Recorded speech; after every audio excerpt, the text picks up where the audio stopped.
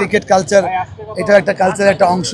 তাহলে মানে অনেক এনজয় হচ্ছে ভিতরে, যেহেতু আমার দুইজন ভোটার পাইলট এবং দেবু দুজনেই আমার খুবই ক্লোজ।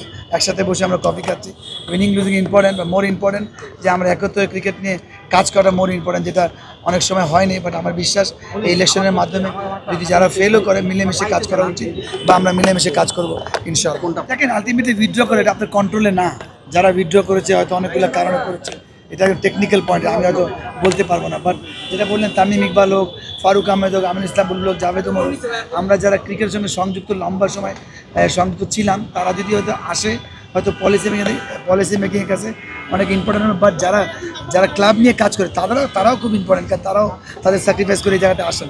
বা দুজন যদি মিলিতভাবে কাজ করে তাহলে এটা আরও হেলদি হবে, আরও সুন্দর হবে।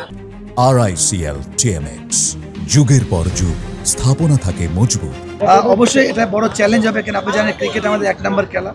তারা নতুন, আমার মনে হয় তারা নতুন কিছু করার চেষ্টা করবে উইথ কনসিস্টেন্ট। আমাদের এই পর্যন্ত আমরা যতবারই যেই বোর্ড আসছে আমরা কিন্তু বরাবরই বাংলাদেশ টিম নিয়ে বিজি ছিলাম সবসময়। আমার বিশ্বাস এর মাধ্যমে নতুন করে আমরা একদম 10 বছর পর কী করতে চাই, যারা নতুন ডাইরেক্টর, বা 5 বছর আমরা কী করতে চাই, এটা একদম পুরো ক্লিয়ার একটা পিকচার যদি দেয় দেশবাসীর সামনে বা আপনার মিডিয়ার সামনে, তাহলে এটা আরও হেলদি হবে, সাথে জবাবদিহি থাকবে, তাহলে আরও সুন্দর হবে।